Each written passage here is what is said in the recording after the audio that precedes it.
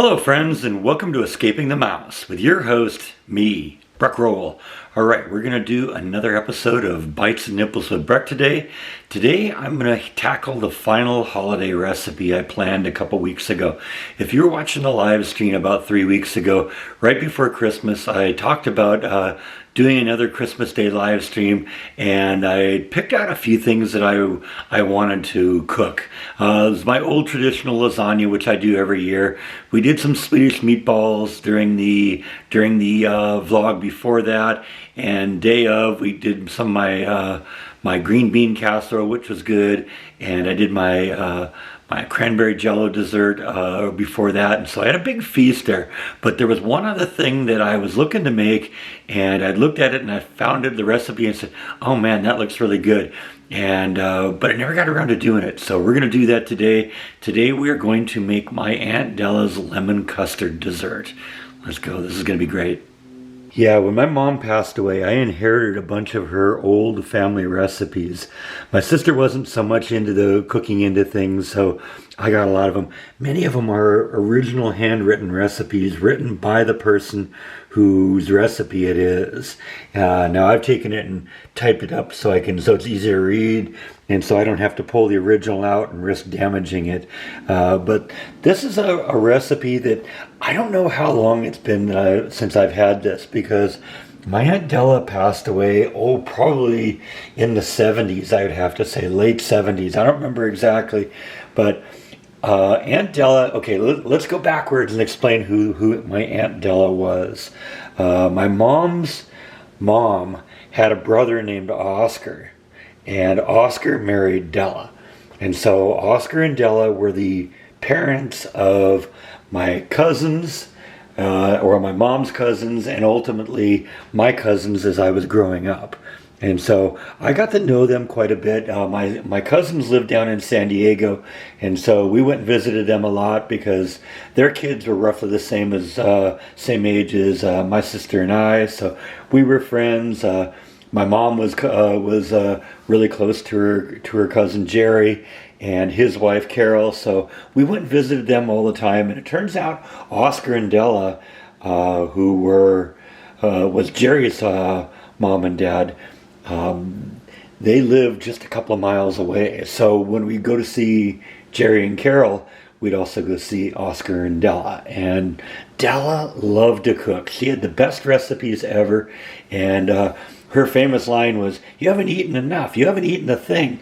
So, whenever you went over to her house for dinner, you knew that not only were you going to be stuffed to the gills, but it was going to be really, really delicious, and you'd end up taking leftovers home with you. So, like I said, this is a recipe that's been in the family for I don't know how long, and this is going to be the first time I've ever made this, but it looks fairly easy, and let's get going. This is going to be good.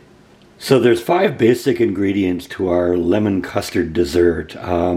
We have our lemon juice, of course, a lemon cake mix, some condensed milk, a little bit of whipped cream, and some sugar. Now there's actually 2 other ingredients that I'm going to put on the recipe that are actually part of the original recipe that I'm not going to go with, and that is you can do a little lemon rind on the top and grated coconut as kind of a garnish.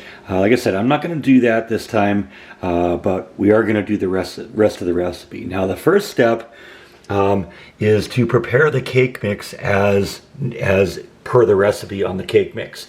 Now there's additional ingredients necessary to make the cake, and that's the cake mix.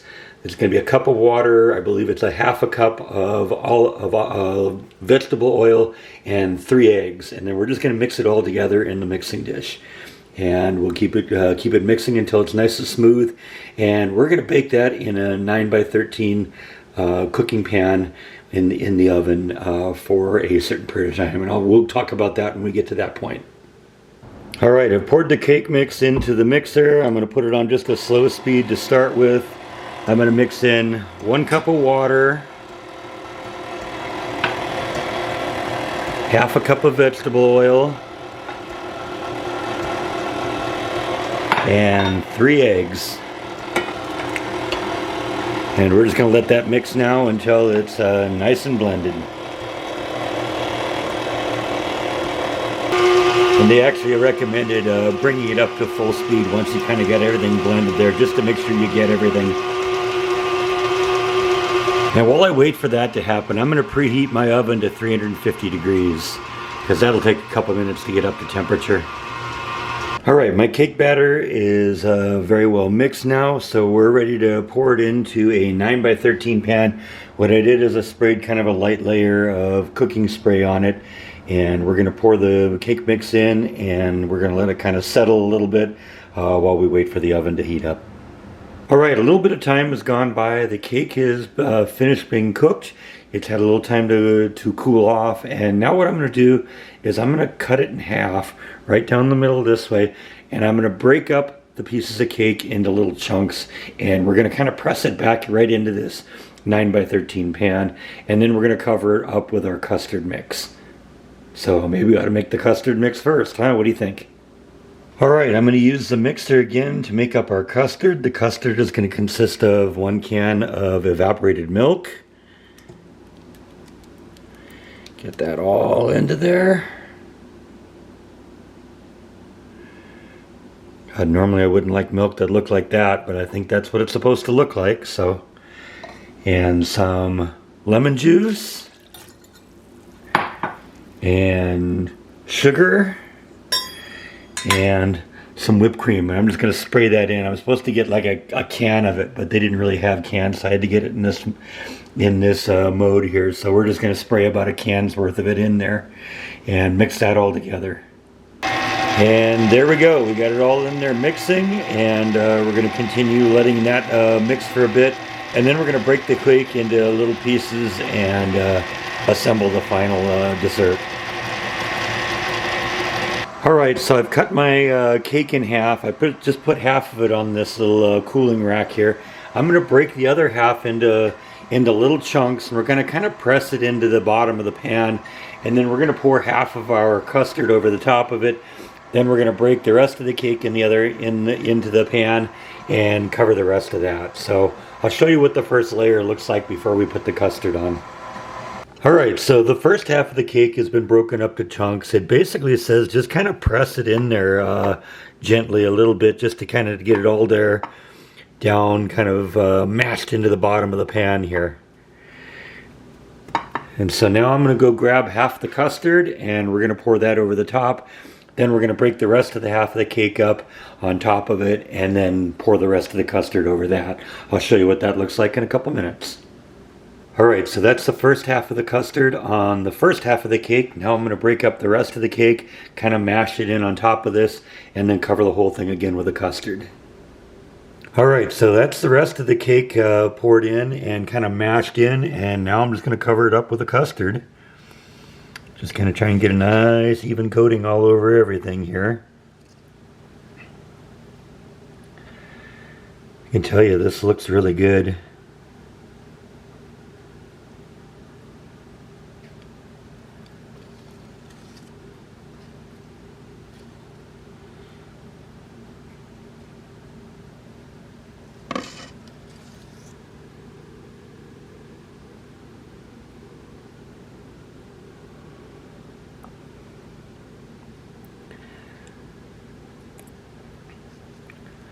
Alright, I'm going to get a rubber scraper out here so I can get the rest of that into there, and I'll show you what that looks like in a minute.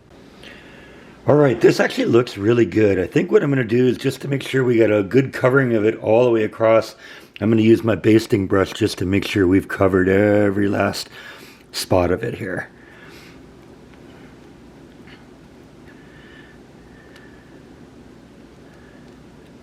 Doesn't specifically say to do that on the directions, but it sounds like a good idea, right? Oh yeah, that looks really good.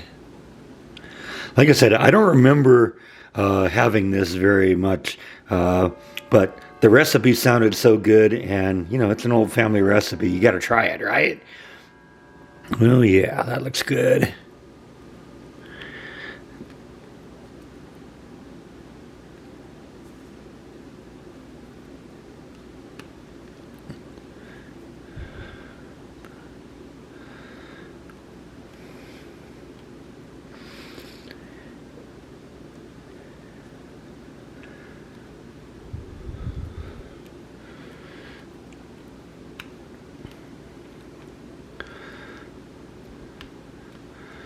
All right, so I think that pretty much covers this. There's one downside to this recipe. You're not going to have to put up with it, but I am. This has got to go in the fridge overnight and solidify a little bit. So, like I said, you're going to have to wait until the next scene, but I'm going to have to wait until tomorrow to try this out. So I'm going to throw this in the fridge, let it kind of set up, and then we'll give this its all-important taste test tomorrow.